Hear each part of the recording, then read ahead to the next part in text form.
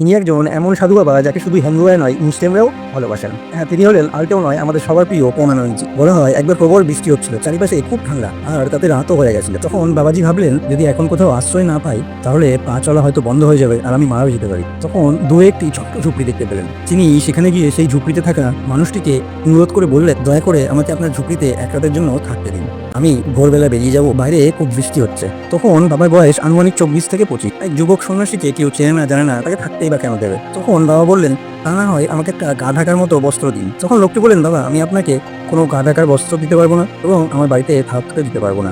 যদি আপনি আমার কম্বল নিয়ে পালিয়ে যান তবে আপনাকে খুঁজে পাবো কিভাবে? তবে দেখুন, আমার বাড়ির বাইরে একটা গরুর গোয়াল আছে, আপনি সেখানে গিয়ে থাকতে পারেন। ওখানে একটা পুরোনো বস্তা আছে, সেটা সাধারণত মহিষকে ঢাকা দেওয়ার জন্য ব্যবহার করা হয়, আপনি সেটা গায়ে দিয়ে রাত কাটিয়ে দিতে পারেন। আর হ্যাঁ, লোকটি বলেছিল শান্তভাবে গিয়ে মহিষের পাশে গিয়ে শুরু করবেন, নাইলে কিন্তু মহিষ করতে পারে। অবশেষে ঠান্ডায় কাঁপতে কাঁপতে আমাদের প্রেমানন্দজি সেই বস্তা দিয়ে নিজেকে ঢেকে সারা রাত কাটিয়ে দেন।